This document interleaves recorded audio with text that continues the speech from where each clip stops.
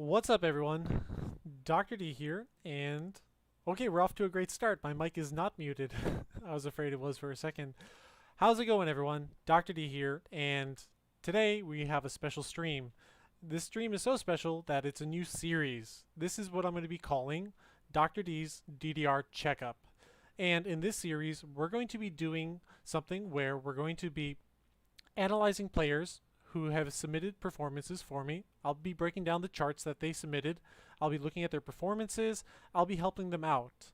Also, every week that we do this, if it ends up being weekly, that is, every time I do this, I'm going to try to bring on a special guest. This time, it's going to be piguy314159. And lastly, all of these episodes are going to have a theme. And the theme is going to be a topic that I would like to analyze and help you to improve on. Some of you might have remembered about 3 years ago, I had a short series called Dr. D's DDR for Dummies series. In this series, I did the second step that I was just mentioning, where I'm going to be analyzing a topic of DDR, something that I would like to talk more about that'll help you improve overall in your performance, whether it's a technical aspect, whether it's the timing aspect, whether it's the physical aspect of the game and all the demands for it. So that's what we did in the DDR for Dummies series. But I want to use this series to expand a little bit further. Like I said, we're going to be having special guests every time. I'm going to be talking to them. I'm going to be introducing you to them. Some of you might already know some of the people I'll bring on. Some of you might be the first time. Either way, I'd love to get a wide variety of guests at all different kinds of levels to come on here, and you're going to have the opportunity to sit down with me one-on-one. If you have any tips that you'd like to ask, if you have any struggles, you're going to have the perfect opportunity to talk one-on-one with me to find out how we can get you to improve. Okay, so that is how the series is going to go. And I guess now is as good as time as any to introduce our first guest. And our first guest today is going to be piguy314159. All right, good afternoon or evening or morning. What time is it where you are, piguy? 7:08 p.m. where you are at. Let me make sure. One more. I'm sorry, your audio was muted. One more time. What time is it where you are? It is 7:08 p.m. All right. And welcome to the stream, piguy. How long have you known each other? We've known each other, I don't know, like 4 years now. I feel like it's longer than that. Our relationship really started when you were at, I could look it up. It was around when you had 400 MFCs and you were asking people to make a spreadsheet for all of them. All right. I think that was when I really started helping out with your stuff. All right. Okay, I'm raising your volume just a little bit because some of them cannot hear it. I think I found a suitable audio. All right, so piguy, I guess we can start by, I'll ask you, how long have you been playing DDR? I started in like 2006. My first mix was DDR Mario mix for the GameCube. All right, and what are some of your notable accomplishments that you feel particularly proud of? Well, if you know me at all, I like playing on stealth, and probably the two big accomplishments of mine were, one was in 2017 when I was able to pass every song on Extreme JP, the Japanese PS2 version, on stealth on demand. I did them all in endless mode, and then the other one was more recent. 111. 111 songs. Okay. And then my other, I think, big stealth accomplishment was in December of 2019 when I got my first MFC on Silent Hill 3rd Christmas Mix on stealth. Yes, and I guess this is a good time to point out to the audience that you primarily are a home player. Is that correct to say? Yes, it was only within like the last year and a half that there was any arcade machine newer than like a Supernova, which barely worked anywhere near me. So all I really had was home versions. All right. And okay, I think I adjusted the audios. Please let me know in the chat if there's anything else wrong. I'm adjusting it on the fly, doing the best I can here. Duct tape operation and all. All right, so piguy, you've recently been able to play at the arcade a little bit more. I do know that last year with COVID and the pandemic, arcades were closed for a long period of time. But what about recently? Have you been going to the arcades, making trips? Yeah, I have. It's been basically a weekly thing. I've been going every Monday after work. And it is still kind of a struggle because I take the bus there, and coming back, the buses just don't go anywhere near where I need to, so I have to lift back. So long story short, I'm spending a lot more time and money on transportation than I am on actually playing. All right. So every time I go there, I try to make the most of it. I'll stay as long as I possibly can, which is usually around 4 hours. All right, and that actually brings us to today's topic. So if you guys have read the title already, the topic of today is Feel Good, Play Good. And I guess I wanted to bring that topic and ask you the question. So when you do play, well, the whole idea of the feel good, play good is to make sure that whenever you do finally get the chance to play, you should be feeling your best. Because if you're limited to how many times you can get out to the arcade, perhaps you can only get out there once or twice a week, you really want to make sure that you can maximize your play session.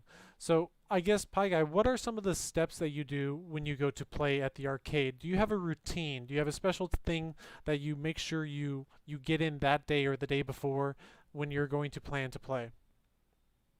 Not especially. I think the big thing is I try not to play on an empty stomach. Like, I'll eat a bowl of grapes before I go, but it takes like an hour to get from my home to the arcade, so... Now, you said a bowl of grapes. Are you actually also eating some other meal before that?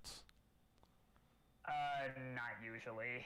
Really? That's sounds like you're gonna have a pretty light stomach when you go to play. Have you ever experimented with eating a bit more?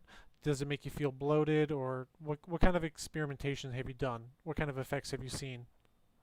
I don't pay that much attention, to be honest, but like I don't want to stuff myself. I want there to be something in my belly, but at the same time I don't want it To weigh you I don't down. want to be full to bursting. Yeah. All right, I got it. All right, so before we get more into our topic, I wanted to briefly ask you, what kind of goals do you have going forward? Is there anything that you're looking to accomplish? What areas do you feel that you're struggling in? And what do you think would help your game out the most?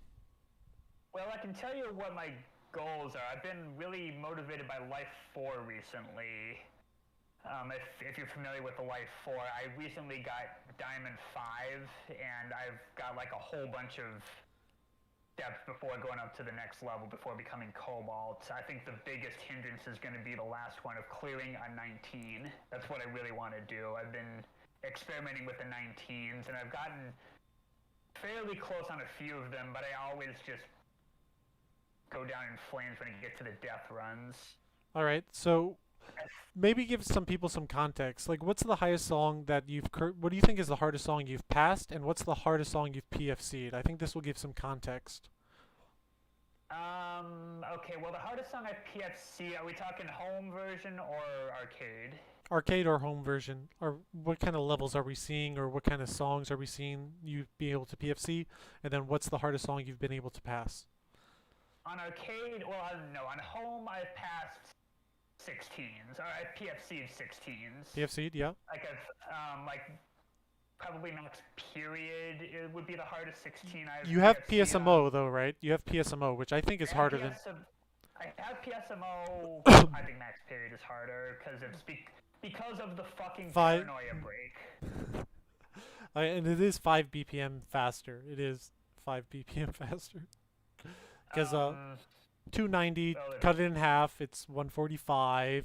300, cut it in half, it's 150. So it's a little bit faster. But I'd argue there's like really no crossovers in Max Period Expert. So I feel like just by default, that's going to make PSMO a lot harder. And not to mention, you're pretty much stealthing the whole thing. So the ending of Max Period doesn't really do anything to you.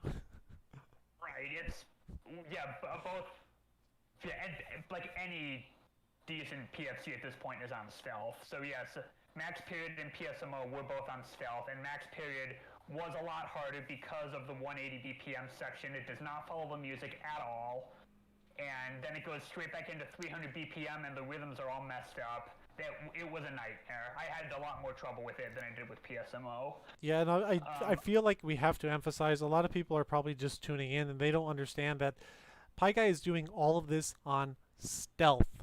He is doing it on stealth. He does not see any notes. He's PFCing 15s and 16s on stealth. Okay, just really want to hammer home this point. I want to make sure everyone understands this. So as hard as you think Max Period is, imagine that transition going from the Max Period section and then just pausing and then transitioning into a weird 180 BPM Paranoia section. There is no visual guides. Absolutely zero visual guides there. He's going to have to count it out or find any kind of cues, any kind of setups that he has to do that. So I mean that's already remarkable. So I suppose probably that's why you think Max Period was harder to PFC than PSMO. I feel like the charting in PSMO is harder to get the PFC, but I suppose if you have to do it on stealth, then yeah, I guess that Max Period is going to be a little bit harder because of that section.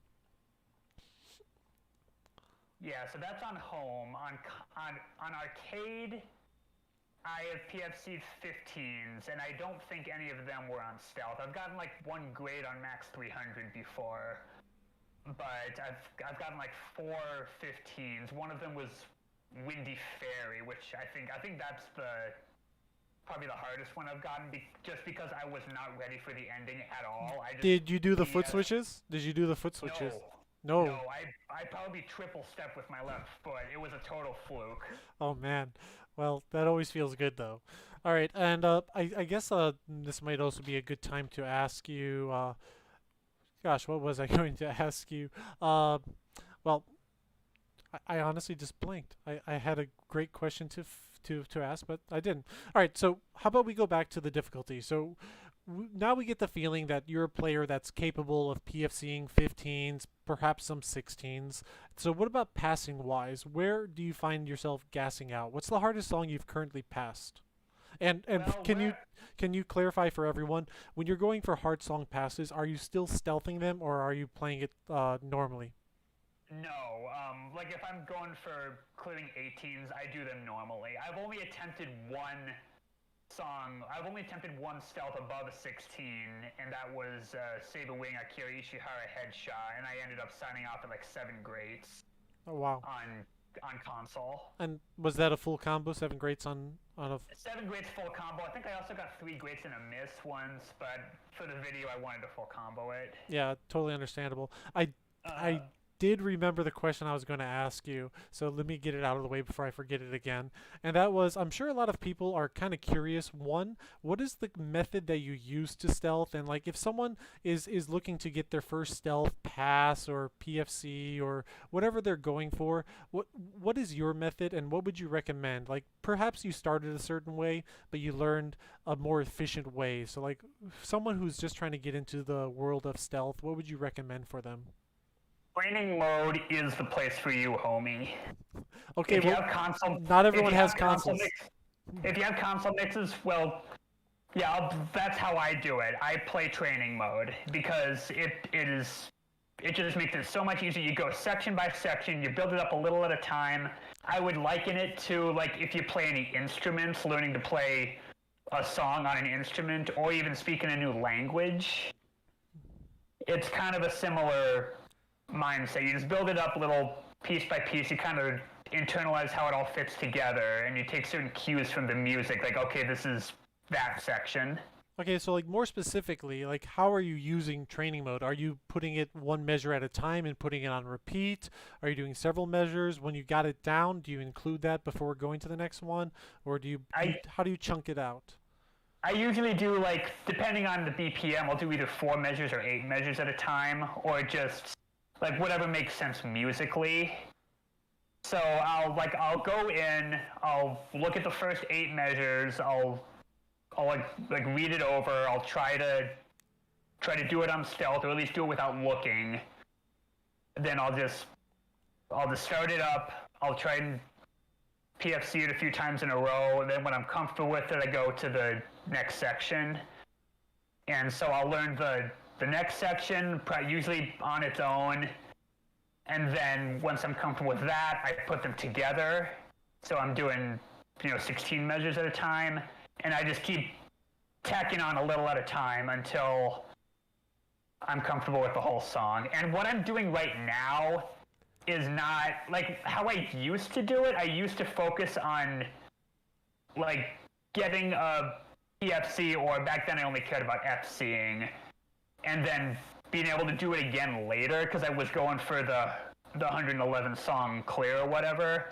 But nowadays, like, I'm just kind of doing one at a time. So especially if it's the garden variety song, like, I don't know, Blind Justice level 12 or whatever it is, I might forget about that one the next day. So So in my mindset now, this is just helps if I want to get a PFC done or a stealth done.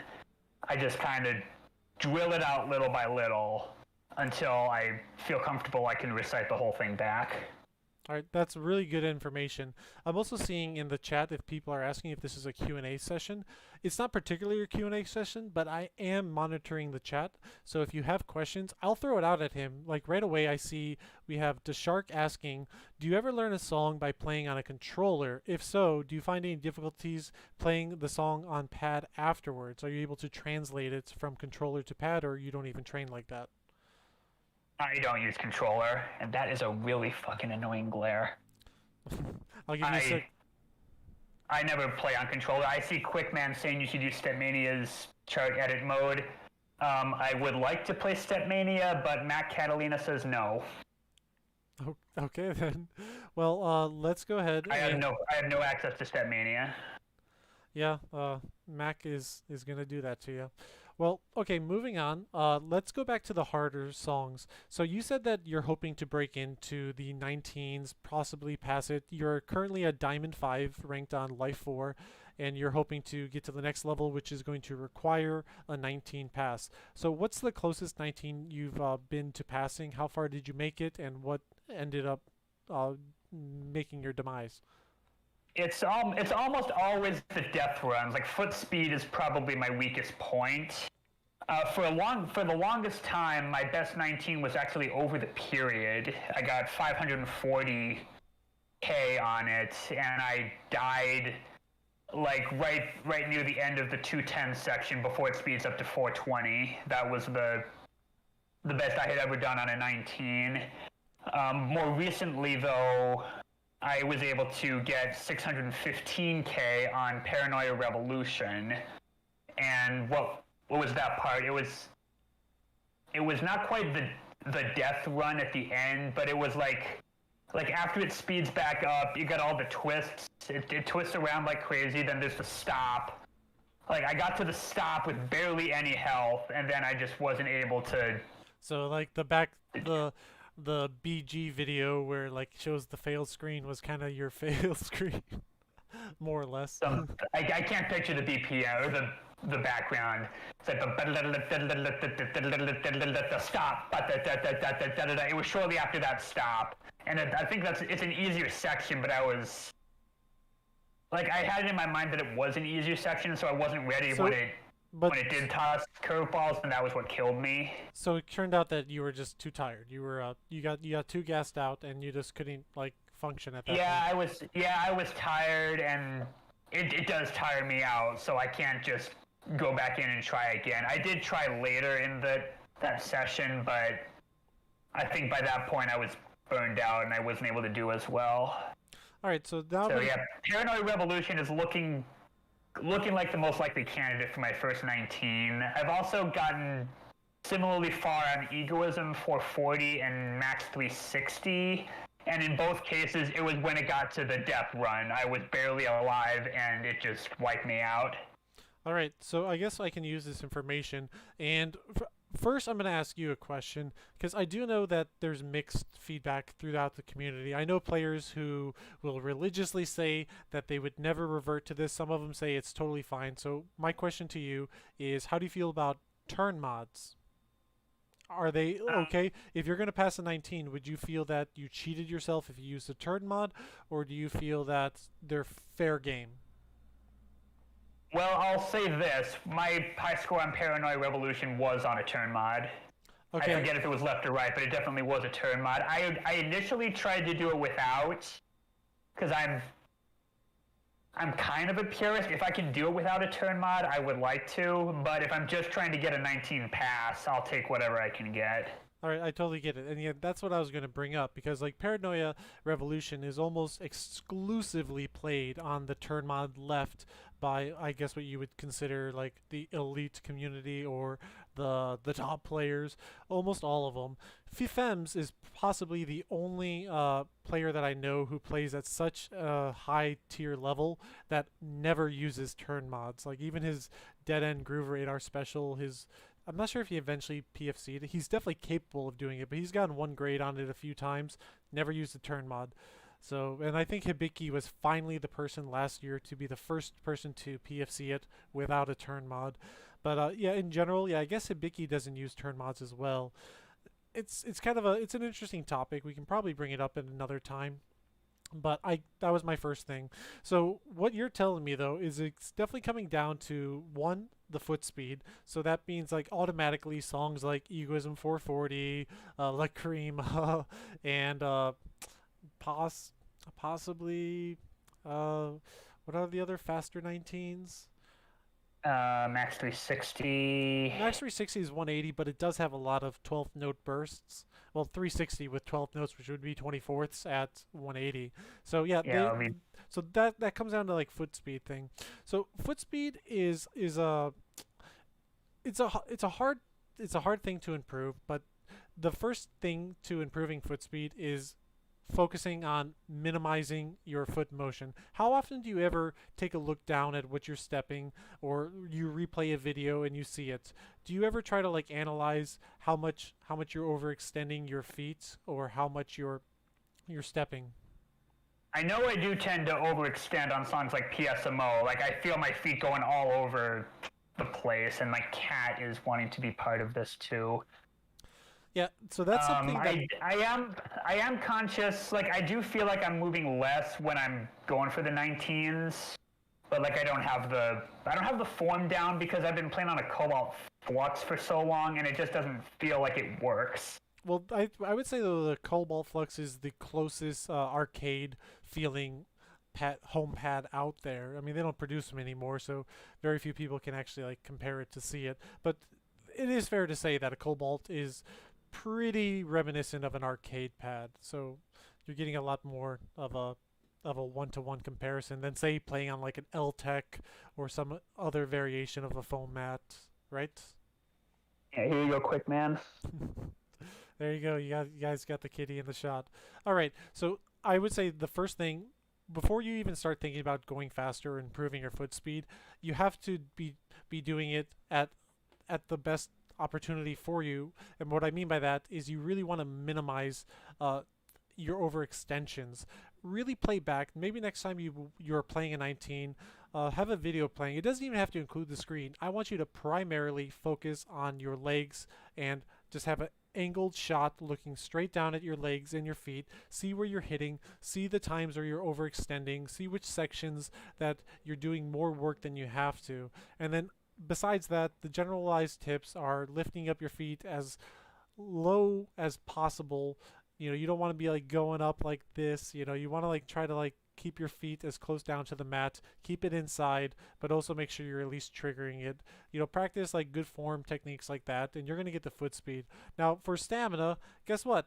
The tips I just gave you are going to immediately improve your stamina. The more you can cut down on the overexertion, the overextensions, the more stamina you're going to get. You're going to save, and you're going to be able to bank. And then when you get to that part where you failed because you were gassed out before, you're going to notice that you have more energy. So like, yeah, that's like the generalized tips for passing on 19.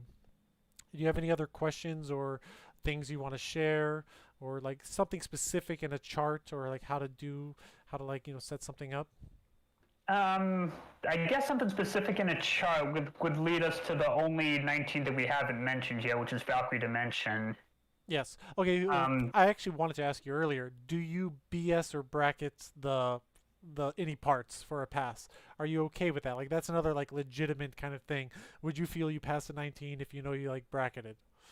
If for a 19, if I end the song with a non-zero health bar, that's good enough for me.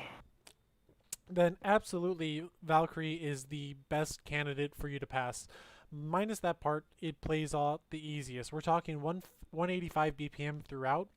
Sure, it's got some crossovers. A lot of them can be cheated, but like the final crossover section can definitely be bracketed to get some life. So this is where, and this is a bracketing technique I even use today. Like, yeah, I will use it during the Valkyrie runs, either at the opening 480 BPM speed up or the very ending crossover twisty part. I don't look at the screen. I don't. I look at my feet. I make sure that my feet, my 2 feet, are making contact with my right foot is on the up and right, and my left foot is on the left and down. I make sure visual confirmation, not at the screen, but at my feet, making sure I'm hitting it. Because we've all been in a situation where we're trying to bracket, and you're still seeing misses come out left and right. Well, when I've analyzed that, and I'm like, what the hell's going on here? When I actually really sat down and analyzed it, I'm actually hitting metal, or my heel isn't making contact, or my toe isn't making contact. You might want to immediately chalk it up to blaming the pads not being sensitive enough, but if you really just take a look at visually, next time you're going to bracket, look down, make sure, and if possible, if this is like your feet, angle inside, so like your toe and your heel are kind of like this. All, you can't go that far, but try to get that extra pressure by angling your feet inside when you're doing the bracket. You're going to find a lot more contact points when you're doing the bracketing, and as long as you're visually seeing that you're hitting it, you're going to be well off. And then enough muscle memory with that, yeah, maybe next time you can actually look at the screen and you can feel confident knowing that you're bracketing correctly, and maybe you can alternate your brackets. Like, there's definitely strategies when bracketing, like say it's an up right arrow coming, you can purposely drop down your toe before dropping down your heel. If you just slam them down at the same time, you might get a perfect marvelous and then like an early good or great. But if you see an up right coming during the bracketing section, you can purposely help out. So like that's like the skilled bracketing. Like there's flailing around bracketing where you're just like smashing everything and praying that you're getting something. And then there's actually skilled bracketing where, yeah, you're cheating it, you're bracketing, but you're also making a conscious effort to try to get what you can where you can. Like if it's a down left, you're slamming down your left heel first before hitting your left toe. So, but the first step is to get comfortable with bracketing. So step 1, look at your feet when you're bracketing, curve them inside, and go as fast as you can. Step 2, when you know you're going to physically be able to perform it every time, then take a look at the chart, analyze which parts you can like get a better score. If you like were to start with your heel first, then slam down your toe or your toe to the heel, and play around with that, and you're going to notice that your scoring during those sections are going to drastically improve. You're going to finish with more life and more scores. All right, so All right. if that wraps up just the interview, the Q&A, and just like in general, now we're just going to dive right into today's topic. So this topic is feel good, play good, and I've covered it before in DDR for Dummies. I actually recently just rewatched the video. I think I did a pretty good job, like, yeah, I'm tooting my own own horn, but I do think that it still has a lot of very good.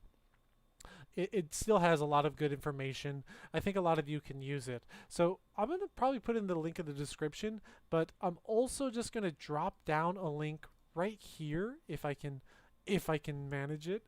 Let's see. We're doing this live. Can I get it in the chat? Let's see. Nope, my chat's broken. Give me a second. We're gonna get this, guys. We're gonna get this. Stand by. Technical difficulties. Okay. I'm doing it the old-fashioned way. We're opening up the link. It's open. And I'm going to throw the tab into the chat. And if any of you are free after this video and you want to know more about the Feel Good, Play Good, feel free to click on it. Open it up in another tab. And then you can watch it later. But I'm going to go over the main points for today's video. We're gonna like cover the main points of feel good, play good, and then we're going to add a couple more things. So I was already asking Pie Guy earlier on, like, what does he do before he plays? He said he eats a bowl of grapes and stuff like that. So I guess we're going to go a little bit deeper. So the main 2 things I can say for feel good, play good, it comes down to 1, your sleep, and 2, what you eat. So these are like the 2 biggest influences when you are playing. When you are sleeping well, you're in general going to be feeling well that day, and when you go to play at the arcade, you're going to be playing better. And depending on what you eat, you're also going to either be playing better or worse. So the interesting thing about this topic is that I can't give you a one-size-fits-all solution. I can't tell you sleep this long, eat this, play then, and you'll do well. Because guess what? We're all different. My body is different from your body. Your body is different from mine, hers, his. Everyone's body is different. So you have to experiment by yourself to figure out what is the correct formula for you. So the best way to do this is to analyze, make notes of your play sessions. Maybe one day you went to the arcade and you felt awful. I mean, terrible. Nothing felt like it connected. You were performing way under your average performance and just nothing was clicking. So on those days, analyze it. Write down the notes. How long did you sleep the night before? What time did you eat that day? What did you eat? Did you do any stretches? Did you forget to do a warm-up? Did you just analyze it? Analyze the days that you did bad. And the opposite as well. Analyze the days that you did well. What did you do on the days that you felt very well? That things felt easier, you were playing above average. Did you play a long time to warm up and then start doing well? Well, then you need more warm-ups. Or perhaps you got 12 hours of sleep and you just felt full of energy. Okay. Perhaps it was listening to your favorite song on the way to the arcade. You know, sometimes I like to listen to like really like punchy bass heavy music, you know, like USAO, like Boss Rush. I love listening to Boss Rush before I play.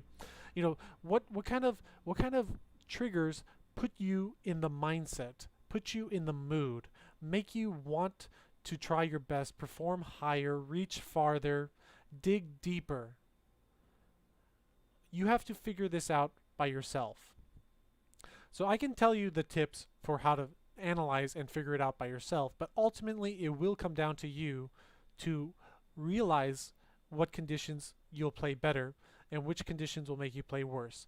But I can tell you from my own personal experience, and my own personal experience goes that yes, sleep is number one. If I sleep 5 or 6 hours, I feel like crap, likely I'm going to play like crap. If I sleep 7, 8, 9 hours, that's great. If I can sleep more than 9 hours, oh man, well, I still haven't figured that one out yet, but those are excellent days. So the longer you can sleep, in general, your body's well rested.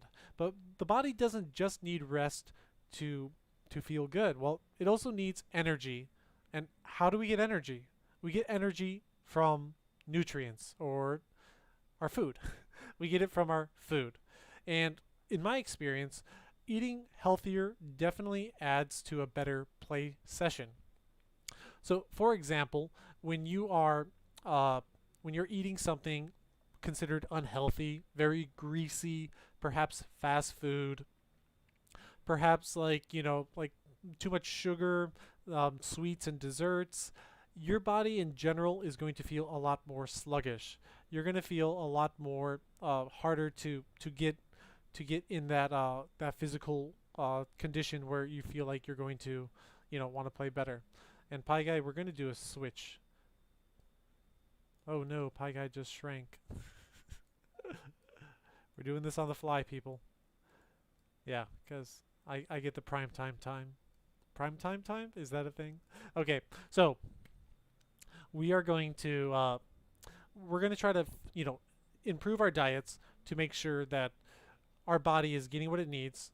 It's getting protein. Protein is pretty important when I go out to play. Eating some steak, some chicken, some fish, getting those protein, those nutritions in you before you play is always it tends to lead to a good play session personally for me. I try to also get some fruit or nuts in, cashews, pineapples, apples, kiwis, peaches, stuff like this. Try to get something not too sugary, but something that's gonna, help you out, boost some of your metabolism. Is that what it does? I am not a dietitian here, so please take my anecdote evidence as a grain of salt. I can only tell you personally what I play.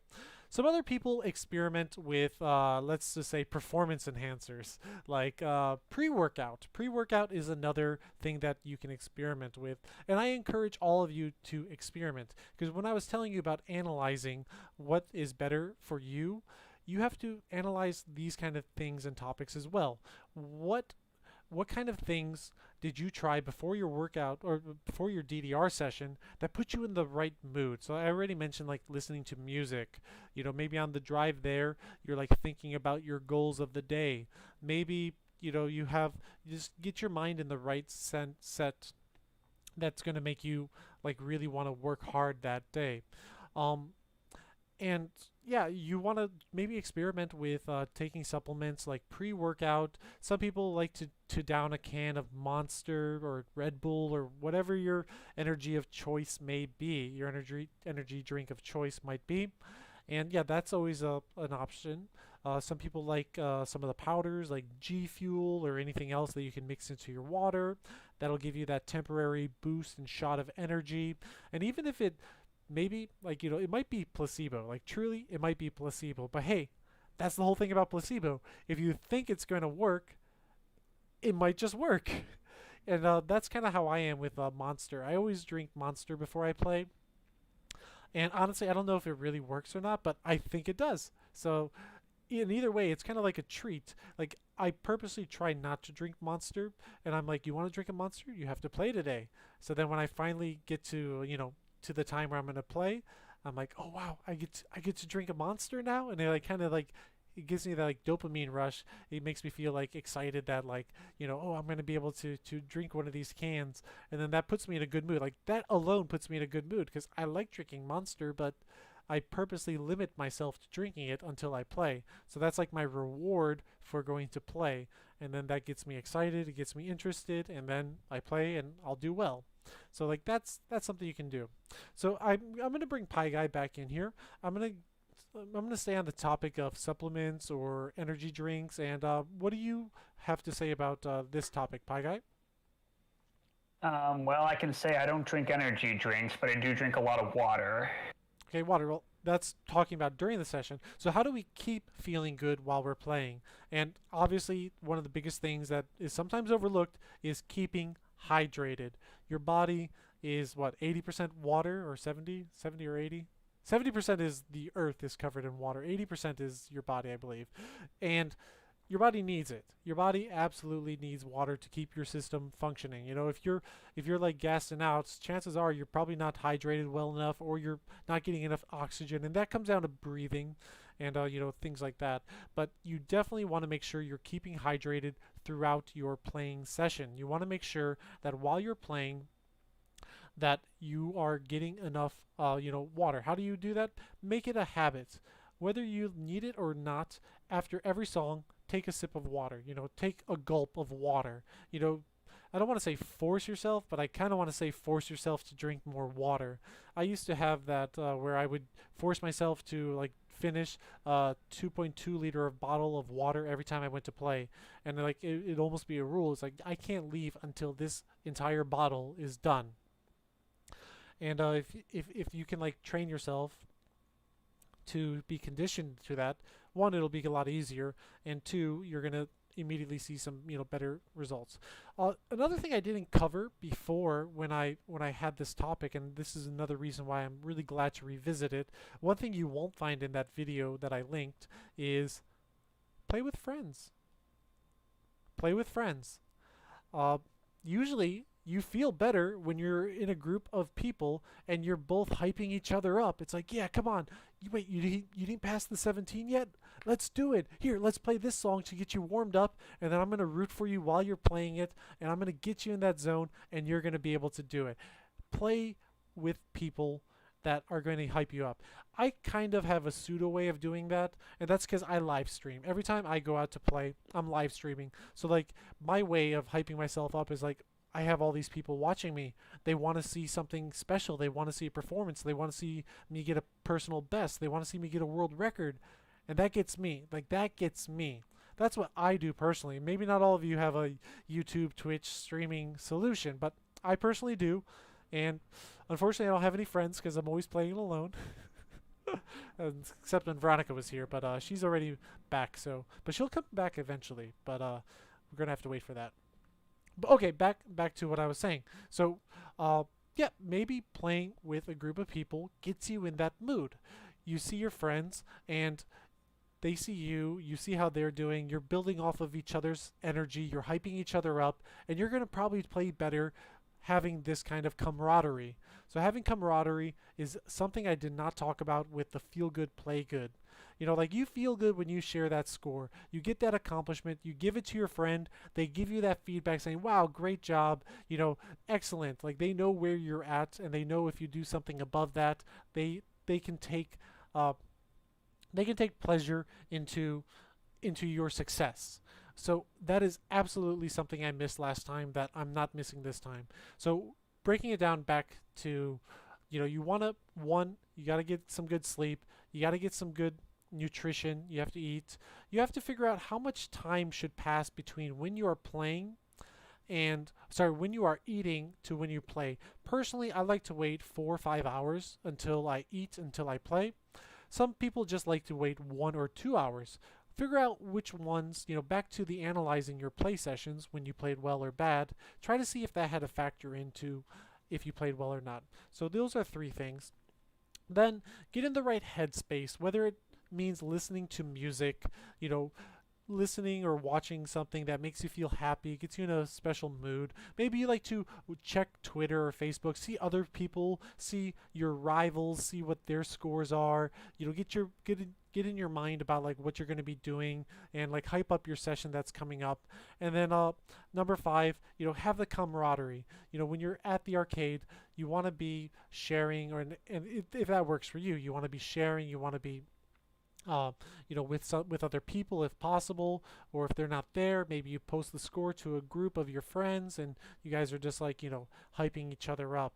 And yeah, 6, keep hydrated, keep your body, you know, loose, keep your body warm, and you know, we can also talk about briefly getting the warm-ups in, getting the stretches in. You know, these are important. They're often overlooked, even by me. I should definitely stretch a lot more before I play, but these kind of things. And yeah, have some goals in your mind. Have a good attitude. And you know, at the end of the day, if you happen to go to the arcade and you're not feeling great, just stop.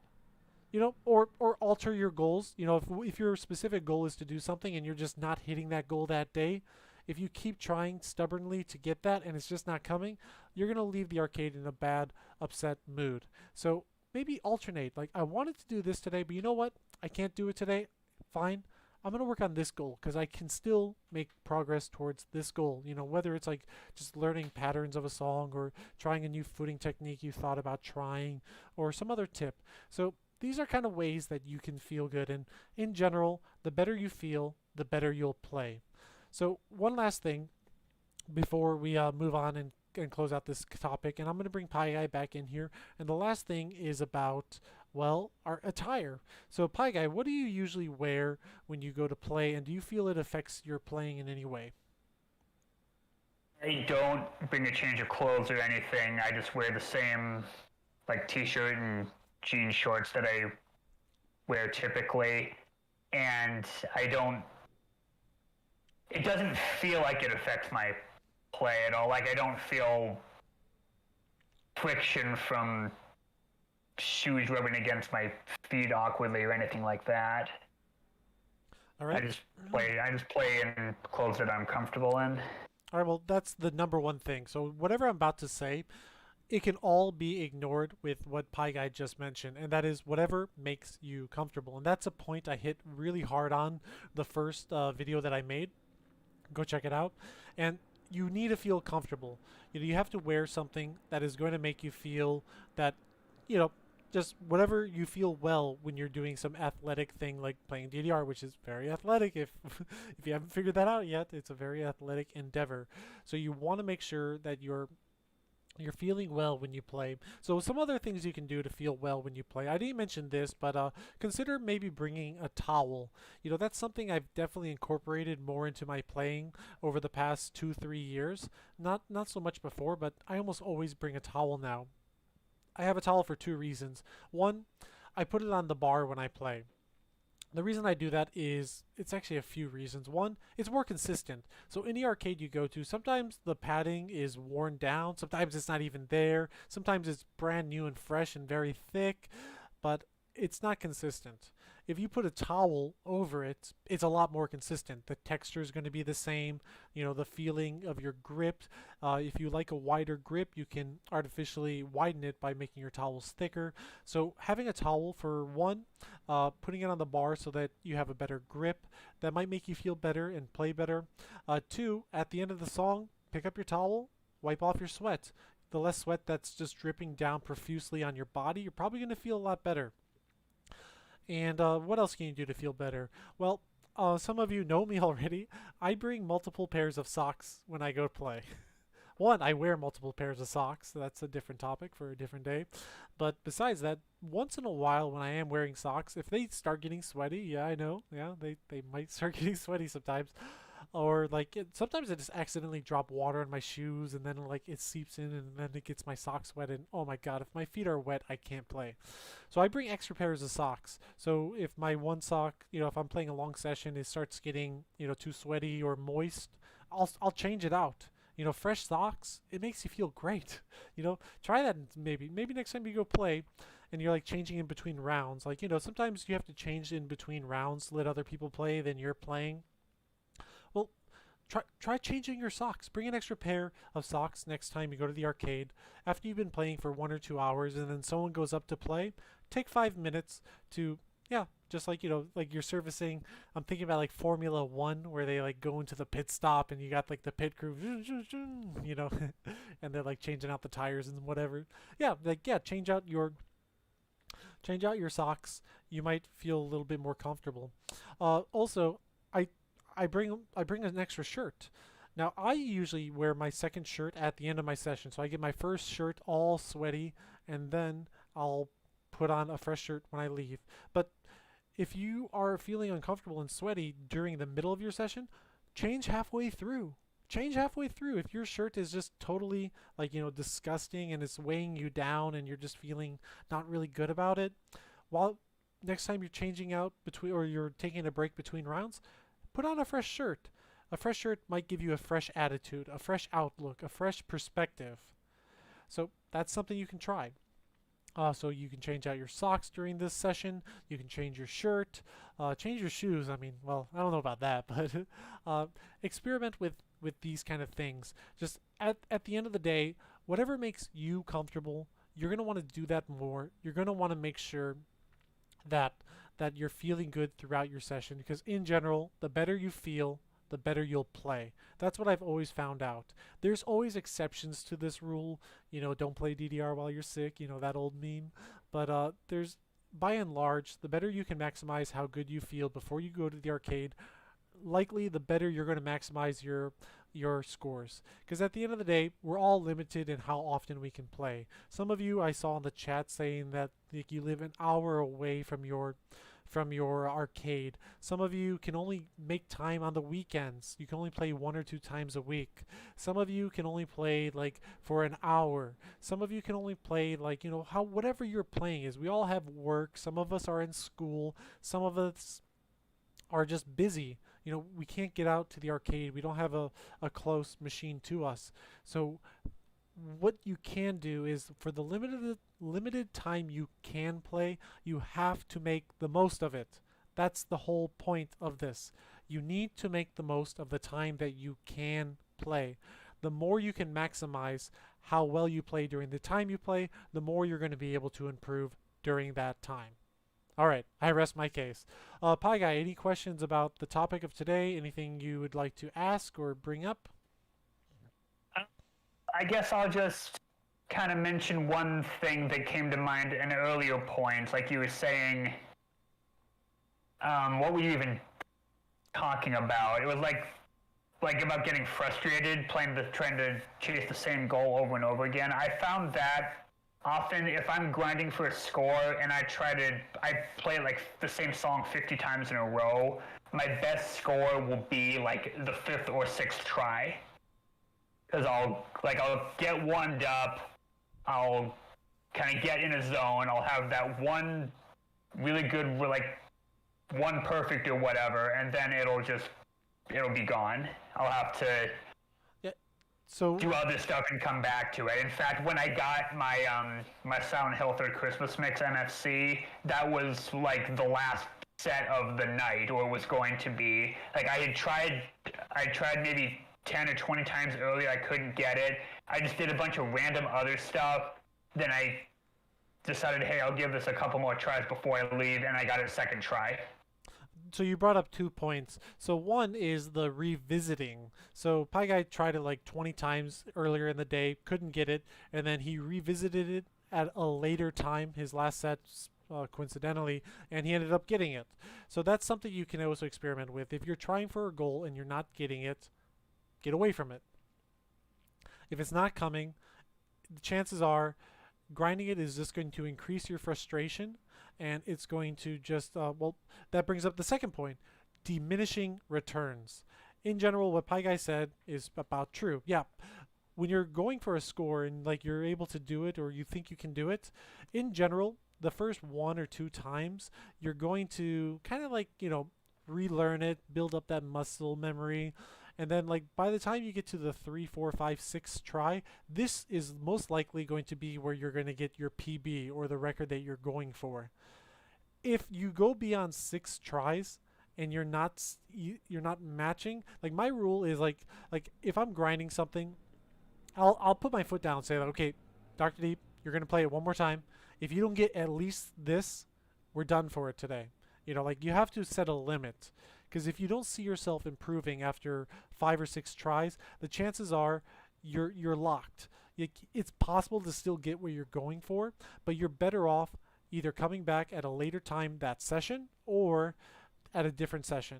Because otherwise you're going to get frustrated, and then you're not going to feel good, and then you're not going to play good, and it's just going to be a vicious cycle, and you're going to leave the arcade all angry, and then that's going to be in the back of your mind, and it's not what you want. It's absolutely not what you want.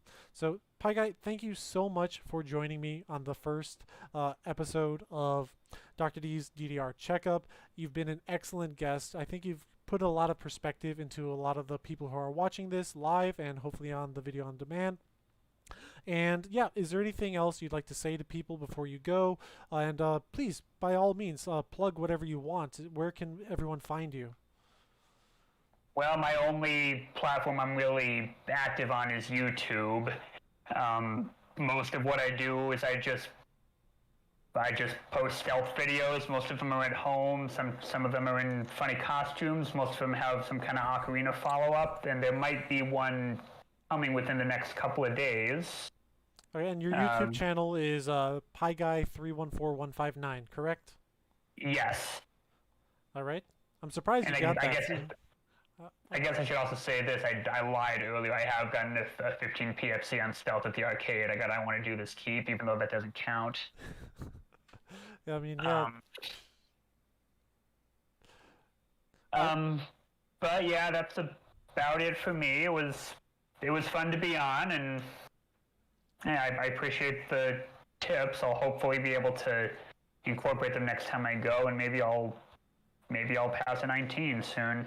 All right. Well, we're all rooting for you, Piguy. Thank you so much for joining us. And guys, this does not mean the episode is ending. We're going to the final segment after this. All right, Piguy's going to take off. So I'll see you next time. We'll be in touch, and I wish you the best of luck. Take care. See ya. All right. So now Piguy is gone. Ooh, we have a new screen. Hey, so that is finishing the second segment. So once again, these episodes, these DDR checkup, Dr. D's DDR checkup, is going to feature a topic of the day, which was feel good, play good for today. And we're going to have a special guest each time. And the guest can be of any level. If you would like to be a featured guest in a later episode of Dr. D's DDR checkup, the best way is to contact me on Discord. So my Discord is linked in the video in the video description below. Join my channel, send me a PM or a DM if you'd like to be featured, and I'll try to relate the topics around what you're working on. I have a lot of topic ideas, and I'll try to feature a topic that you're trying to work on that we haven't covered yet. And after we do the interview with you, we talk about your goals, We're going to go into the topic at hand, and then finally we're going to be doing I'm going to be analyzing viewer submitted videos. So this week I have 3 videos. Yeah, I'm looking over my notes really quick, so I'm just going to delete this so I don't have to look at all of that. Let's see. So we have videos from 4 different players, and they all have different goals that they're going to come to mind. We're going to go one by one. Let's see. Who are we going to start with? All right, we're going to start with this one. So let's see if it's coming up. Yes, it is. All right, let me resize this really quick. We're going to do a little resizing. Yes. Yes, and I'm going to move it right here because I like it to be closer to me. All right, so who is this? What are we watching? What song are they playing? What score do they want to get? So all of that stuff. So the first one that we're going to be looking at comes from the player known as Zephyr, I believe. Yeah, his name is Zephyr101 on Twitter, and he submitted a video of him playing Zephyr. Yes, he's playing Zephyr Expert. And specifically, he's hoping to PFC this song at some point in the future. So we are going to be analyzing his play of Zephyr. I'm going to be giving tips, and I'm going to be helping him to get the PFC at some point in the future. And yeah, okay, so if I'm pointing there, yeah, okay, I got it.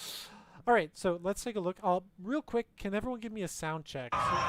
So right now, we're at 30% volume. Can you still hear the audio in the background?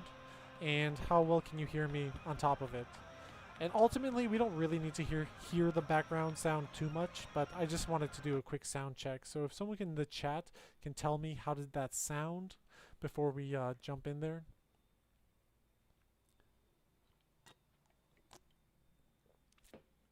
How did that sound, everyone? All right, sounds good. That's what I like to hear. All right, so let's get started right away. I'm not going to bury the lead either. He ends up getting a few greats, so a pretty respectable score, and all of the greats happen at the end.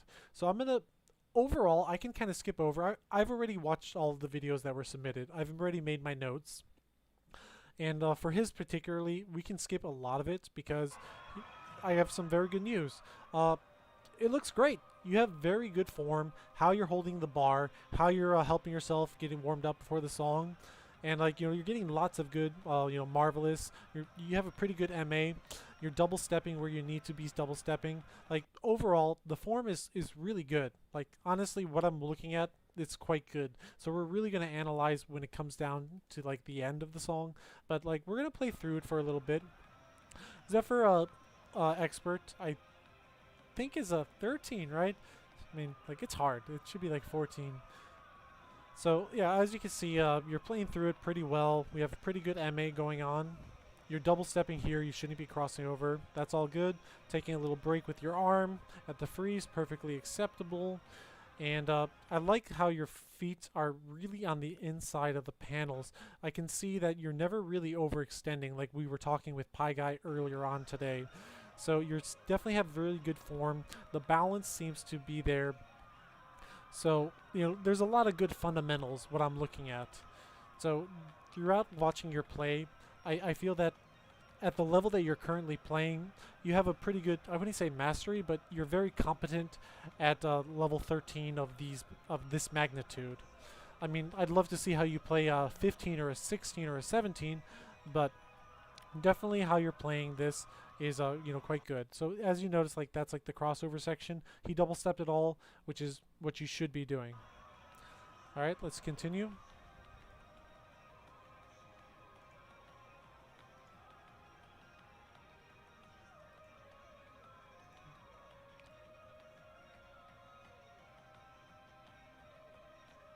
All right, now here is where we're going to be analyzing.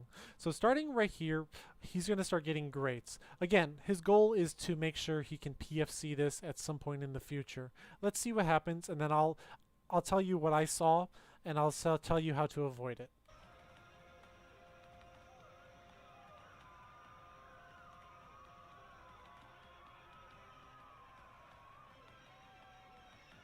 All right, we're gonna ignore like the very ending, like this. So everything that you're getting is starting here. So what is the pattern we're looking at? We're looking at a five note drill followed by an eighth note spread between the last note and the eighth note. So immediately I noticed that every single one of your greats were slow. So let's look it back. So we can see that the first grate comes on this note. It's slow. Next one was at the very end. It was also slow. That one was fast. That one was slow, just like the earlier one.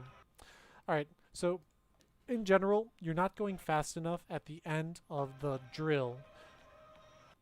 But that's not what I really wanted to point out.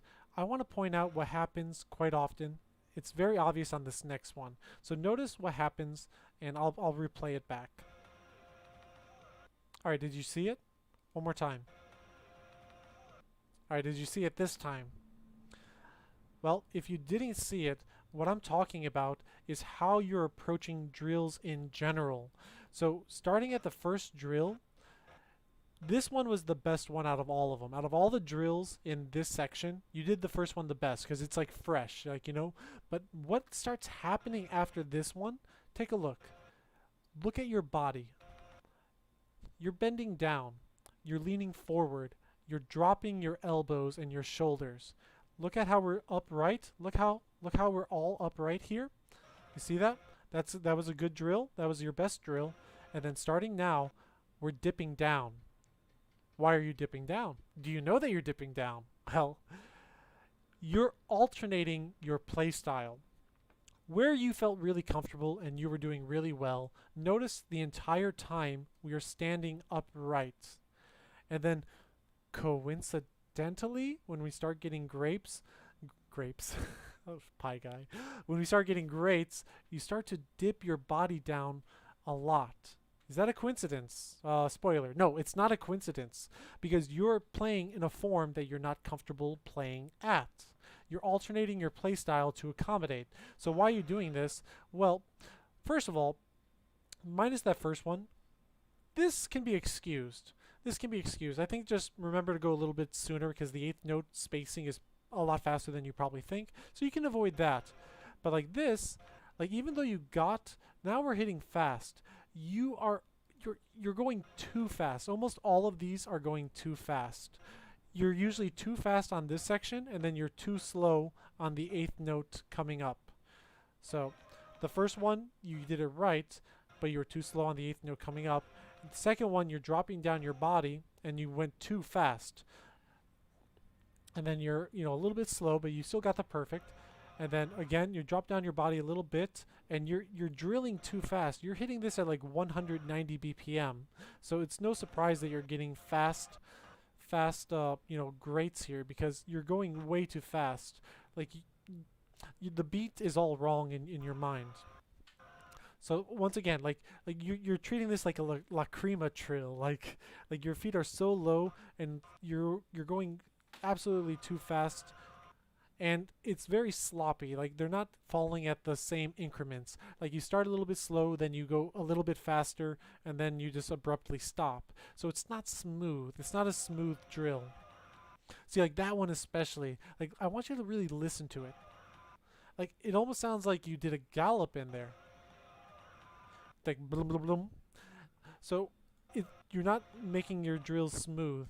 I think really it comes down to obviously it's your physical control, but also it's mentally. I think that because the entire song is just eighth notes, and you're just getting so used to that, in your mind, you're building up this ending section a lot more than you should. It is not nearly as fast as you think it is, as evidence of how fast you're going. And then the only hard part is getting that last arrow. That one, you're having trouble. You're going slow on that last arrow a little bit too often. To be fair, I really hate Zephyr Expert. It's an awful chart. I really feel that the song is just really, really awkward. This section. I have not MFC'd at Zephyr. I have one perfect on it. I also have one perfect on the challenge. And I mean, the challenge is a lot harder, but I mean, hey, go figure. So yeah, you're going a little bit too fast on that section. That you got lucky. You got perfects and marvelous there, but it definitely sounded like the other ones.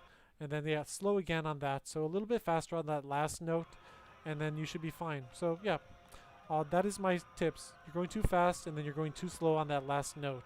So try to time it out a little bit better. Don't build it up so much. And lastly, try not to drop your body. Don't drop your body lower than you have to, because to me that's like showing me that you're uncomfortable with it. But I think you're only uncomfortable with it because you're trying to do it faster than you need to do it. So relax a little bit. Try to focus on like keeping your posture standing up. Try not to drop down like that, and I think you're going to see some instant results. All right, and then hopefully you'll have that PFC. I can't wait for you to tweet at me saying that you got it. All right, great. So I am done with the first video. Thank you again, Zephyr101 on Twitter, for the submission. We're going to move right along to 13 to 18. So we are now going to be looking at this song right here. Let's make sure that it's playing. Yes, and oh, it's perfect. So this is coming from, well, let's see. This one is coming from someone that I totally can't find at the moment. Please wait. I swear that I can do this. Oh my god, where is it? Where is it? Where did it go? Seriously. Oh, there it is. Yes, okay. So this video comes courtesy of Nathan, who goes by JC_Denton46 on Twitter. He has a video here of playing Astrogazer Challenge, the level 18. He's aiming to get a 950 or a AA plus on it. Currently, I believe he finished with like a 940 or a 930, something like that. I honestly can't see it. It's a little hard to see. It looks like a 946. All right, so I watched it, and like I have a lot of tips. I think that we can get you that score. I think that we can absolutely get you the score that you're looking for. In fact, I feel like we can immediately like give you like a plus like 20,000 onto your current score with like very minimal efforts. All right, so let's take a look. Yeah, I have the most notes for him than anyone. Okay, let me see. All right, so let's get started, and here we are. All right, so you're tapping it out and you're getting ready, and I'm gonna play it for a few seconds. I'm gonna see if anyone in the chat notices something that I immediately noticed. So I'm gonna play it for a bit, and then we'll rewind and take a look. So watch everyone.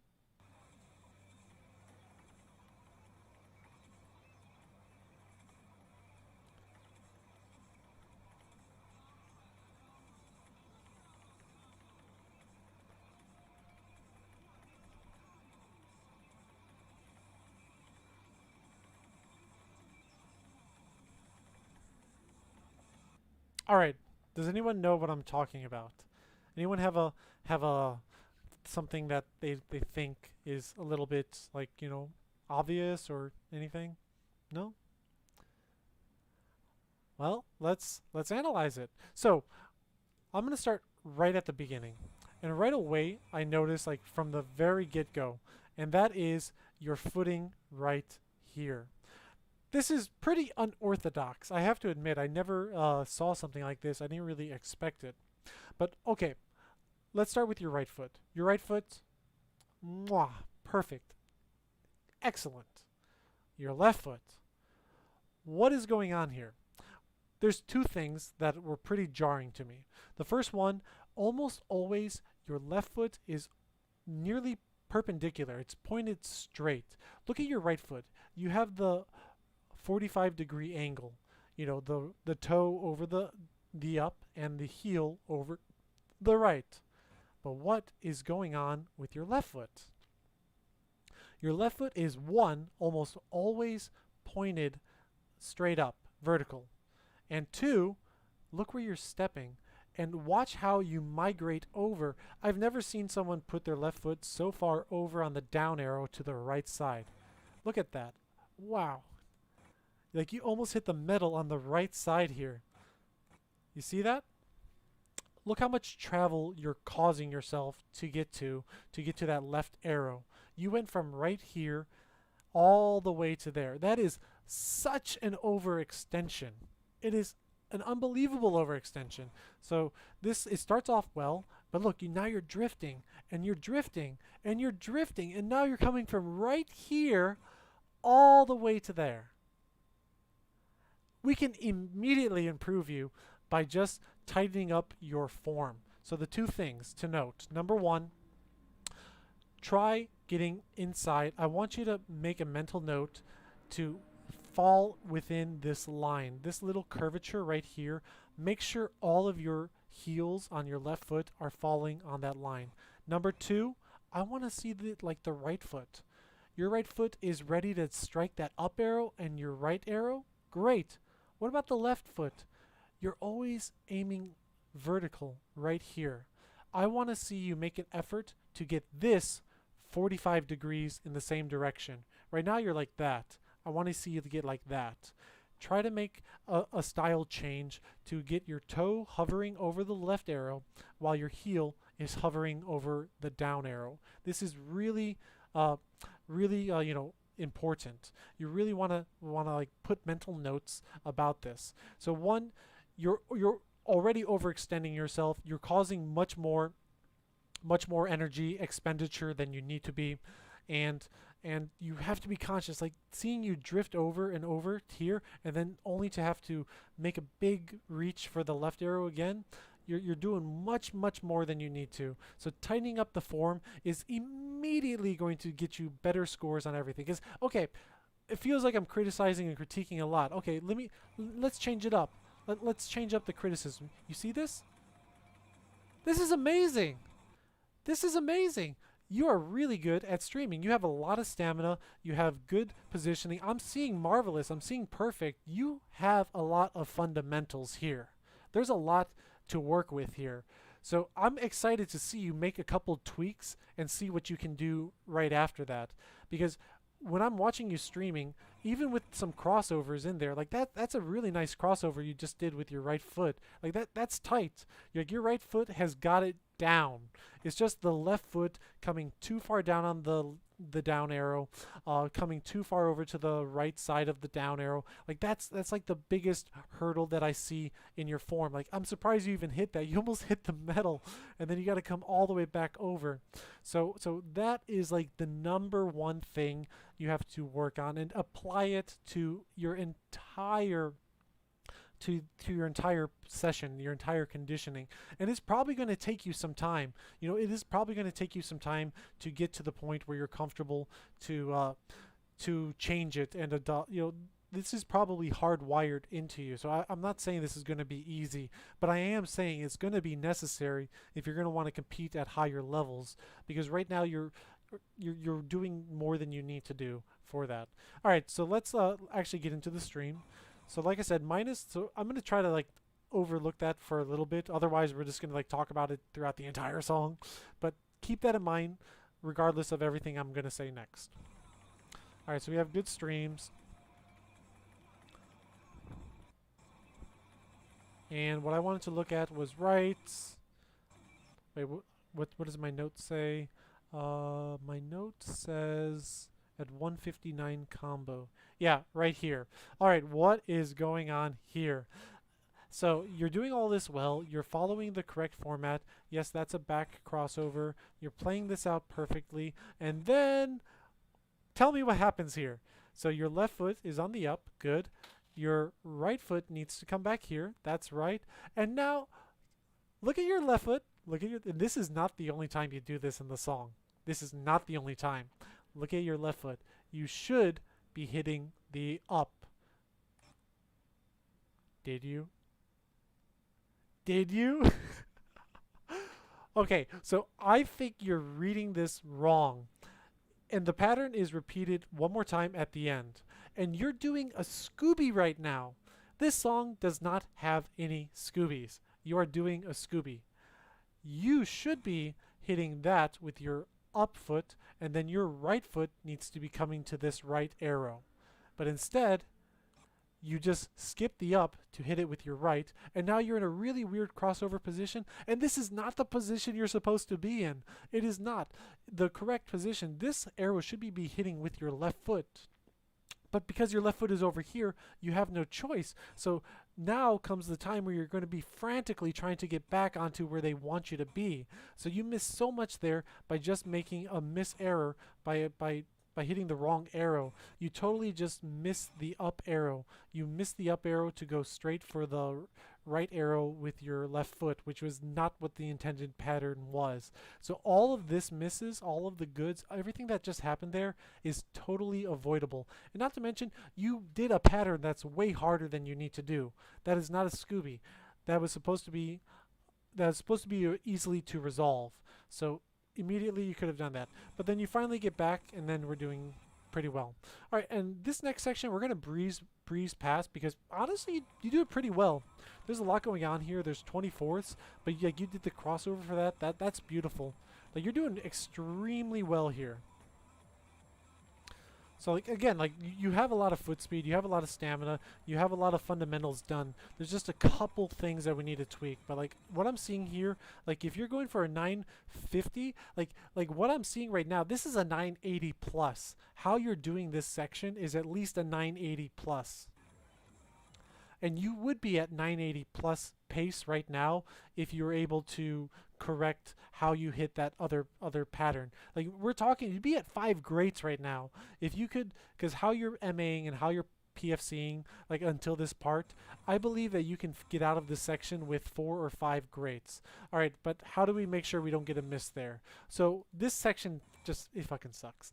So the tip that I have here, make sure, so you started this, the up arrow is where the stream starts. You started with your left arrow.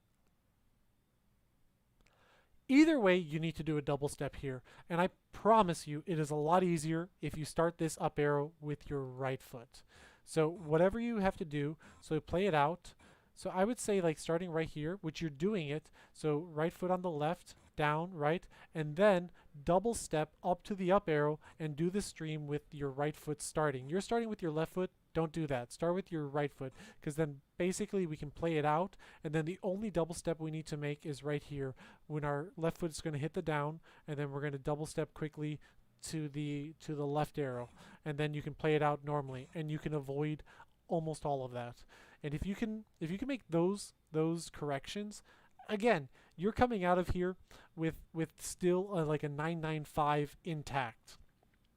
Like, obviously we're going to get more later on, but we would be at like a 990 or higher if you can just make those few corrections right there. So okay, this is kind of like a break, and I guess this is a good time to mention, take a break. Some people feel good to give their arms a break too. Like, experiment by like lifting up one arm, you know, get it in the air, because you're not going to be getting greats or goods here. So, you know, like, get an arm up and then change to the other arm. You know, like, let's give your arms a little bit of a stretch here. You know, and even during these freezes, like, you can lift up your left foot and like shake it a little bit, you know, like loosen it up. You know, you can do this. Like, here's another long freeze. Like, you can change it to your left foot real quick and then shake out your right foot, and then we're gonna get ready for this. So once again, you're gonna do very well during this entire section, but once again, you're gonna make the exact same mistake. I'll show you. So again, like, great, marvelous, and perfect. Like, we're PFCing this. You have great crossovers right there. And then the exact same thing there, right there. You did it again. All right, I'll show it to you. So we're crossing it over. Fine. And you were supposed to be hitting the up here, but you went straight for the right arrow. You're doing a Scooby again. You did a Scooby again right there. You're supposed to hit the up arrow. Now, it's funny because you still comboed it, because, like, I guess your heel did make contact with the up arrow ever so slightly. But either way, you'll miss that right arrow, and we're in the bad position. We should not be in this position right now. You overextended the crossover. We should be hitting this with our left foot and then our right foot, because like right now the setup is incorrect. Like all this stuff that's coming up, this should have been your left foot, you know, but like you're frantically trying to get back on pace because of the incorrect. So that's a reading problem. You did it twice, once there and once here. So then you finally get back on, but like, yeah, like you get sloppy because like once you screw it up and like you're trying to get back on it, it's a lot harder. And then this time you chose not to do the crossover at that particular part. Possibly you were gassed or you were still like trying to get back on pace, but you know that caused you a lot of problems right there. All right, but again, like the other part, you do pretty well over this next section. You know, I would say that you are looking a little bit more gassed. I've been looking at your form, like a little bit earlier on. You seem a little bit more upright, or maybe ever so slightly. But you're getting the 24th burst pretty nicely. That was incorrect for the footing. Wait, where was it? Yeah, like you'd probably want to start that one with your right foot. You started that with your left foot. You definitely want to start that pattern with your right foot, so then it resolves a lot better. But besides that, I mean, overall pretty well. I don't know why you got a miss there. Why did you get a miss there? So you missed like there might be a pad miss. Hey, you might have got a pad miss if it makes you feel better. Okay, yeah, pretty good. Yeah, you're doing the crossovers. That's hard, you know, like you can chalk that up to whatever. I'm not going to overanalyze that because like that's this kind of thing you're going to have to double step. Like you lifted up your foot. I would recommend don't lift it up, just toe heel it to get through that a lot better. But you also like that's really hard. And don't miss the freezes. The freezes are worth a lot. Like if anything, like if you're going to get a miss here and you know it, make the miss the down. Don't miss the freeze. They're worth a lot more. Okay? Yes, and good. And a pretty strong ending overall. All right, so once again, you got like a 946, but like if you just make the few corrections that I made, you know, the most important is like let's analyze this left foot. Let's get that 45-degree angle. Let's not overextend it so far on the down arrow. You know, let's prevent that from happening. Like you clean up that form a little bit, and like just know the notes that you're hitting, and like you're gonna see like you're talking about 950. Like what I'm seeing, the potential I see is a 980. Okay, like you have the stamina, you have the ability, you have the foot speed. Like reach for the stars, man. You can get a 980 on this. You just gotta clean it up just a little bit. All right, that is going to that's going to wrap up the second breakdown. So thank you again for the submission. We have two more and then we'll be done. So the next one we have is coming from, I'm always never prepared. Okay, this one is coming from Voltroom DDR. He's on Twitter at Voltroom DDR. He submitted Happy Lucky Yippee Expert. He gets a 946, similar to the Astrogazer score, and it looks like he is hoping to AAA and full combo this chart sometime in the future. And he's having a little bit of trouble with the BPM and the slowdowns and all the stuff. And he's already improving just by watching his own video, so that's excellent. So let's make sure that it's pulled up. Yes, it is. All right.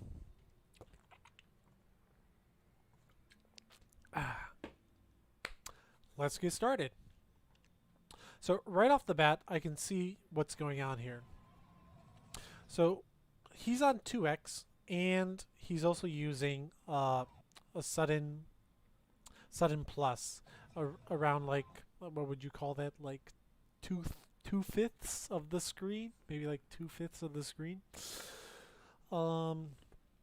Yeah. So and he's using 2x. So what does that mean? Well, immediately that tells me that he knows the ending, because the ending is at 380 BPM. If you're doing 2x, you have to be at least muscle memory familiar with the ending, because 2x is so freaking fast at the end. If you either can't read it or you don't know it, you have no chance. So it's going to be pretty fast. And right off the bat, like that's pretty much the best you can get.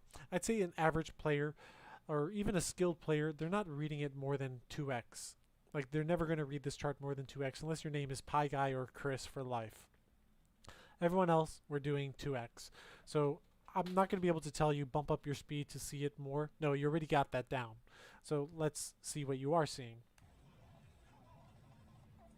And I like the warm up. You're like stepping to the beat. You're getting into it, and we start. So right away, nothing to complain about. All right, nothing to complain about. And now we have something to complain about. So, spoiler alert, we can improve, just like the Astrogazer, I can improve your score a ton. Like, a ton. Because there are so many times that I see that you're getting this kind of like great and goods because you're just starting on the wrong foot. That's it.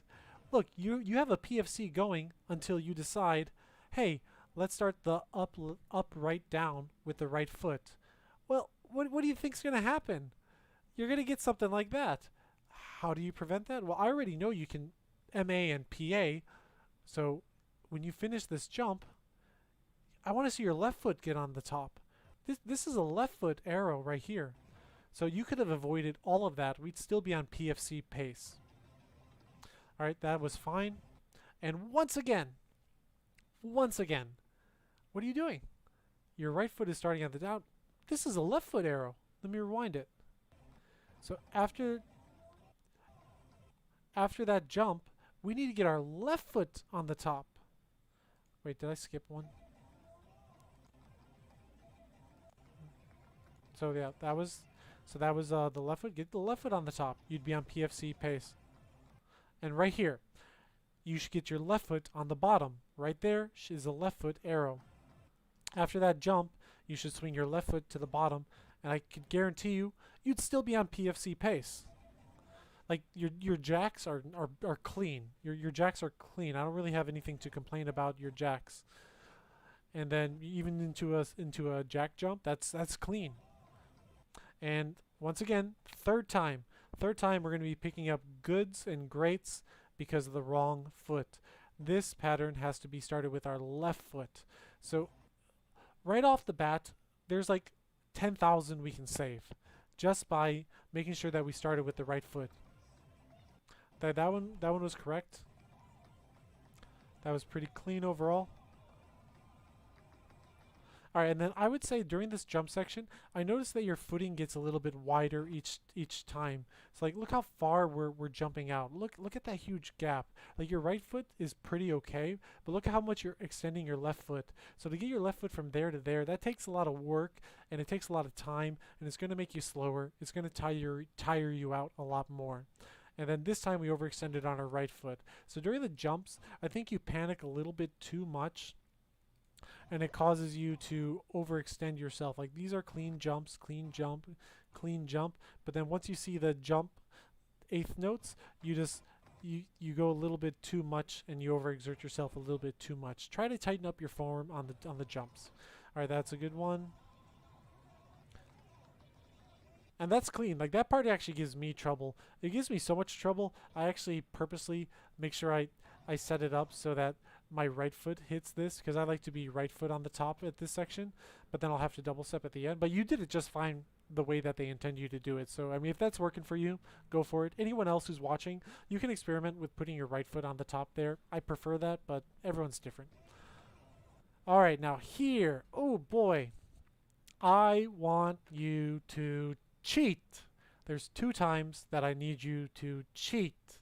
Where do I need you to cheat? First one is here, 152. Look at this note. It's an up left jump. All right, you hit it. Why are you crossing over? Why are you crossing over? You're doing so much extra work and you're setting yourself up for a harder pattern. So how do we cheat that? There's 2 ways to cheat it. Number 1, just drop it. Just drop your foot and hit your right foot on the right arrow. That's it. You will still get the okay. There's like a split. There's several frames that you can drop the hold and you'll still get it. You don't have to cross over. You absolutely don't have to cross over for that. Number 2, and what I do, because in case you have any kind of fear that you're not going to be able to drop it and still get it, lift up your right foot and slam down on the brackets. You can make this a jump at right here, that right arrow, make it an up right jump. So lift it up briefly and slam down both your toes and heels to get both of them. Focus on making sure you get at least the right arrow. So I don't want to see you cross over here, because right now you're starting this pattern in a crossover state. That's a lot more work. That's a lot harder. You see, had you hit this with your right foot, we would be approaching this with our left foot, our left, right, left. We would be on that position, which gives us a perfect setup for this position. You had to work extra hard to get there. And then, see, this one you did cheat. See, so I know you can do it. So you hit that freeze, and then you knew that you could let go. You still got the okay, and you did that. I want you to do it for all of them in this section. So this one you cheated that. Honestly, I'm not going to rag on you too much, but I will say that if you want to cheat this, I feel better cheating it doing the right up than the left. I will sometimes cheat this pattern right there. Like, doing the crossover is pretty brutal, but it's harder to use your left foot here. So I would recommend that your right foot, get it prepared to hit your heel and then your toe. So heel, toe, right foot, and then left foot, and then we can play out the pattern. And then here's another time where we need to cheat this. It's exactly the same as the first one. Exactly the same as the first one. So option one, either slam down both of the notes when this thing approaches, or option two, just drop the hold and hit it. Because right now we're doing this crossover section crossed over, which takes a lot more. You got it this time, but set yourself up easier so that you have an easier time doing it. You're exerting less effort, and you're going to be able to get it a lot more efficiently. And then we have a very smooth transition into this middle, that section. All right, I can pretty much skip through all this. There's really nothing much going on. You know, you can take your break, you can stretch out your arms, you can like shake out your legs, whatever you got to do.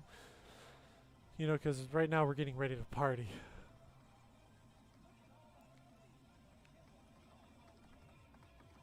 All right, it looks like you and JC should be best friends. No, not JC. Who was the first one that I looked at? Who was the Zephyr? Yes, you and Zephyr are best friends because you're doing the same thing as him. Look at you dropping your body down when we get to our actual first stream. So, like you look at your shoulders. You're like almost 90-degree angle. Well, maybe that's not the best part, but you're either locked or slightly bent. But as soon as we get into the stream, you're just like trying to like hold yourself up completely. Yes, you can do it to an extent, but you're overdoing it, in my opinion. I would definitely try to lessen this kind of grip that you got going on. Now, what about the actual stream? Well, it looks like what I remember when I was looking at it earlier is that you missed the second left arrow because you didn't lift up your foot enough. Take a look. So, like, I think you panicked when this came. Like, so you hit the first one, but you kept it down. You forgot to lift it up and hit the second one. And then you immediately go into the next thing. And you're actually going too fast, I believe. I believe you're going too fast. It's hard to see, but I believe that's too fast. Now you get out of it pretty smoothly. All right, now here it comes down to the footing again. So after this jump, you hit the down with your down, which that feels better. But if you do that, you're fucked. So now you're forced to double step that. And with the setup you had, you did not bad, but we can just prevent that from even being an issue. As soon as you hit this jump, swing your right foot to the down arrow so that we're attacking the up arrow with our left, and then we're playing it through. And there's the stream. That stream was a lot more cleaner. That was pretty clean overall. That was pretty clean.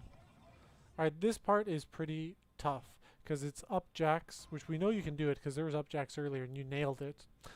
So up jacks, so it's hard to get the position. I think you went a little bit too early. So like you're already, see, you still got one more note here, but like you're already hitting the left arrow. You went way too fast. Like you rushed it. You rushed this entire section.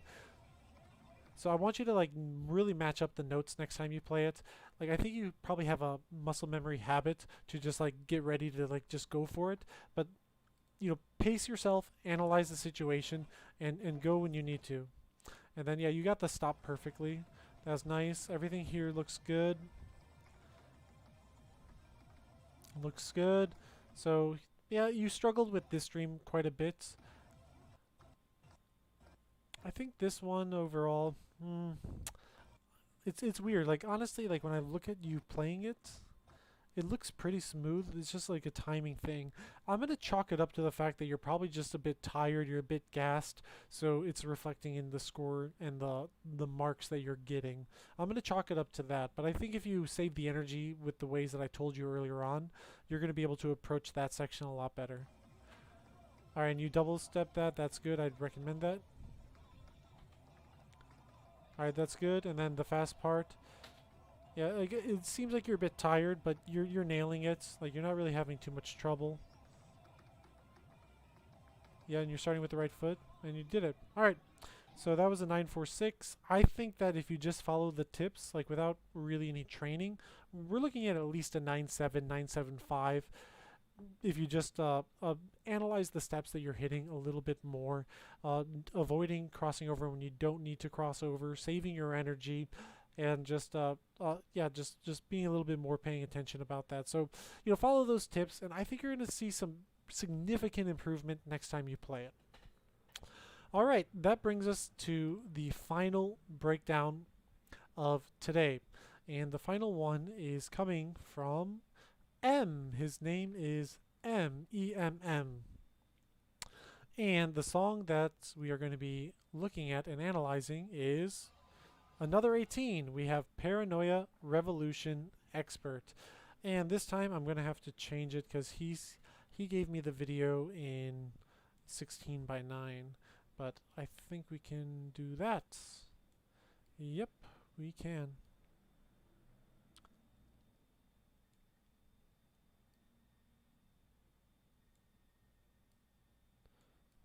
Okay, how about that?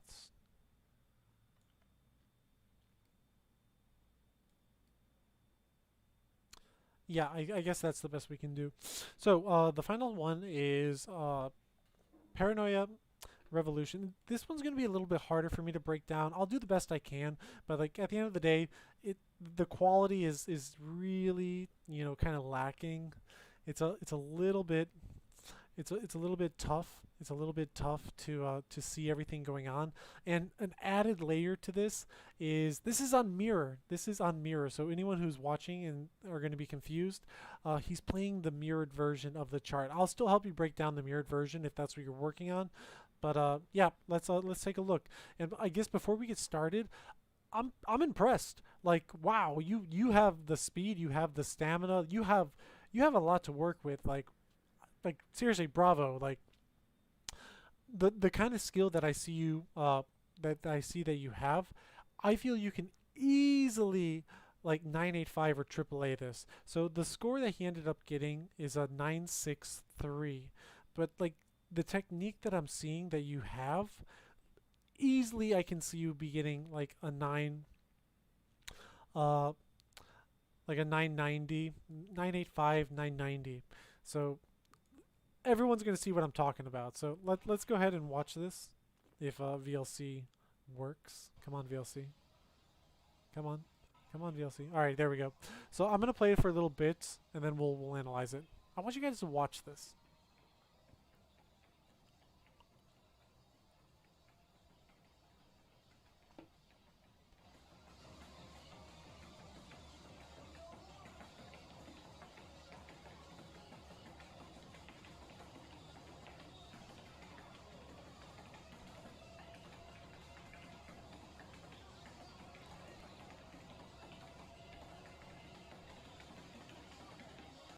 All right, well, impressive, right? It's impressive. Like what we just watched was pretty good. You were on AAA pace until the very, very end, and I did make notes. Let me. Yeah. So. Yeah. Okay. Actually, I have quite a few notes, but like, wow, there's a lot to work with here. Like, you have a lot of stamina, you have a lot of energy. Your triplet crossovers are excellent, and because you're doing the mirror pattern, they're actually harder, but you're still getting them. So let's go back. So like right off the bat, like. By the way, like you have like one of the wobbliest DDR bars I've ever seen, but it doesn't seem to affect you, so whatever. Okay, so we get into it. You know, I don't care how you do those jumps, but like right off the bat, you're PFCing it so far. You're PFCing it. This is nothing. All right, and then the hard section starts right here, and you did it perfectly. And you did that one perfectly, and you even transitioned to the other one perfectly, and you do it again. Like wow, like you still got a PFC. Like like you got skills, buddy. You got skills. so you get the entire section, and then you play this pretty much flawlessly until we get into the max 300 crossovers. So this is the mirrored version. Keep that in mind, everyone. That's a lot harder. You know, like yeah, you got a great there, but where you mess up is this one, and I can show you how you messed up. So first of all, this is a harder pattern than it is on the regular turn. So we're gonna be crossed over to the back here, but when we finish it, we're gonna hit the up and then the down. But what you did was went from up to the right. You totally missed the down arrow when we call this resolving your crossovers. So you're crossed over here.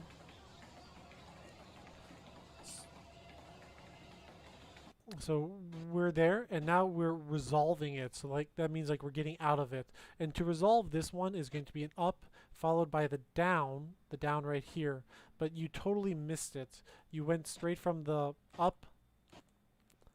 There's your foot in action. Straight to the right. So you're still going to get like a good there or a miss there. Well, you're going to get a miss on the down. And then like you're in a bad position to finish it. So that's the first issue right there. So I really wish I saw you play it multiple times. This might have been a one-off, so it's hard for me to like critique it too hard. I can show you what you did wrong, but I don't know if you do that every time or if it just happened to be this one time. But just keep that in mind. That was the issue why you got misses there. All right. But like, and I think you were a bit disorientated because like most of the step jumps you did very, very well on, but you did happen to miss that one. I think you were just a bit tired and like still disorientated coming out of it. So I'm going to also chalk that up to whatever. Because like once you get back into it, you're doing great.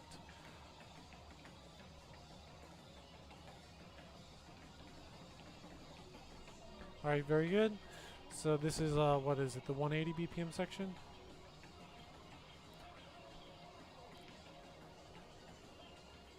Like I'm going to tell you to conserve energy, but it looks like you got tons of energy, man. Like it's impressive. So right here, you're doing the down because he's doing it on mirror, so he's getting the down jacks here. If you want to maybe save a little bit of energy, you can foot switch that. You know, just like do your heels, left, right foot, left, right foot. Do some foot switches right here, and you can save a little bit of energy. And then this, you're doing the crossovers. Why? Why are you doing the crossovers? Oh my god. Don't worry, crossovers are coming. There are mandatory crossovers coming. So my question is, why are you doing crossovers during this section? You've already proven that you can double step. I highly recommend giving your body a break. Don't try doing the crossover. Like that one you double step, but like once we get here, you feel like crossing over, especially like up, up. Oh, that is, ugh. Why would you want to do that? I don't know why you would want to.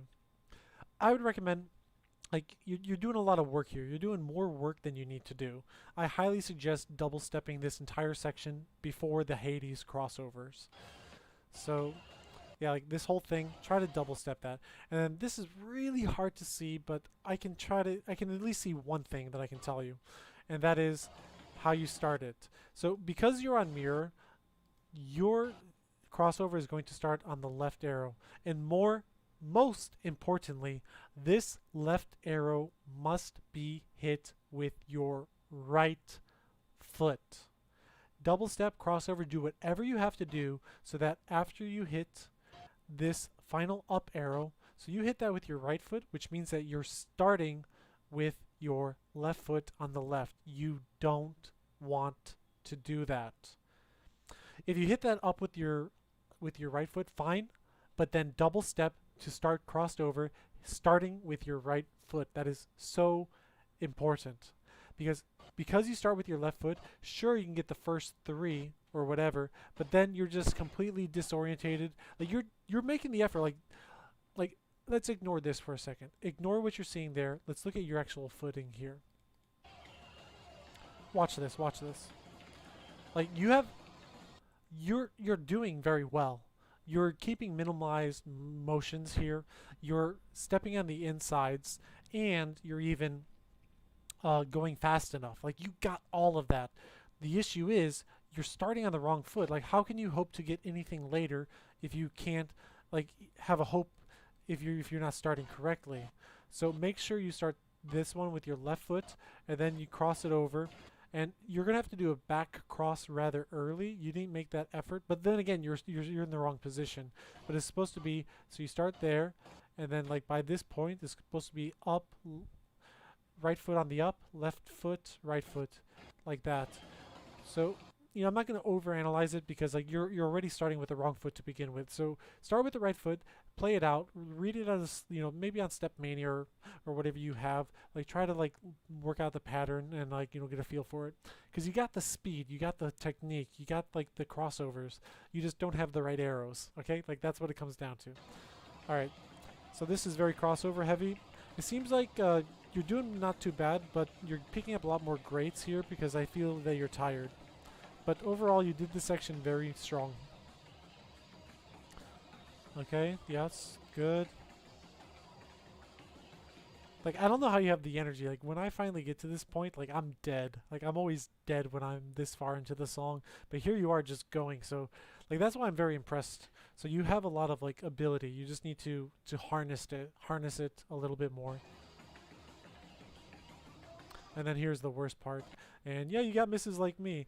I honestly tried looking very closely. I don't know why you got the first miss, because you did, like, you got that, and then here's the up arrow. It looked like you did get it, and then you came. I honestly don't know why you got a miss there. It looked like you did, but whatever. Once again, like the other step jump section, like you started off a little bit rocky, but then once you got into it, you did just fine. Alright, then the final crossovers. Yeah, starting back row. Like, that's perfect. Like, minus that miss, which, hey, even I get a miss there sometimes. Minus that miss, we're MAing and PAing it. And then we're getting the final. So, for the very last crossover, you do have to start crossed over, just like you do on without mirror. And you rushed it a little bit sloppy, but overall, you got the job done. And then you finish with the 963. So like I'm looking at your abilities, I'm looking at what you can do, I'm looking at all of this, and I truly feel that like almost immediately by just taking a few of the tips that I gave you, we're looking at 985. Like you can easily improve by 20 or 30,000. Well, maybe not 30, but at least 15 to 20,000 just by tightening up, realizing the patterns that you're missing, like resolving your crossovers a little bit better, starting crossed over during this section, and just being a little bit more careful with your step jumps. I think that you can improve a lot. You have a lot of the fundamentals there, so I look forward to you taking my tips and then showing me an improvement. All right. Well now, hey, what's going on in the background? Looks like I already had a VLC here. Where is it? Oh boy, which one is that? Which one is that? Which one is that? Okay, I'm gonna change it. Nope, it's still there.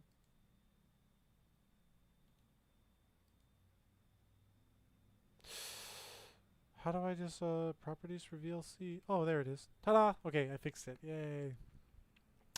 All right, so boys and girls, ladies and gentlemen, that is going to wrap it up for the first episode of Dr. D's Checkup. The title was Feel Good, Play Good with special guest piguy314159. I hope you guys got something out of this. This ended up being, what, 2 hours? This is almost a 2-hour stream. I'm not sure how often I'll be able to do these, but I would love to get more special guests next time. We're going to have different topics. I'm going to be analyzing, different players, submissions. It's pretty fun. I think that, this went pretty well. I hope you guys enjoyed it. I hope if you joined late, rewind it. You know, there was a lot that we covered, and I look forward to doing this again. So with that, I'm going to bid you farewell, and I'll see you guys next time. Take care, keep playing, keep feeling good, keep playing good, and yeah, I'll see you guys next time. Peace.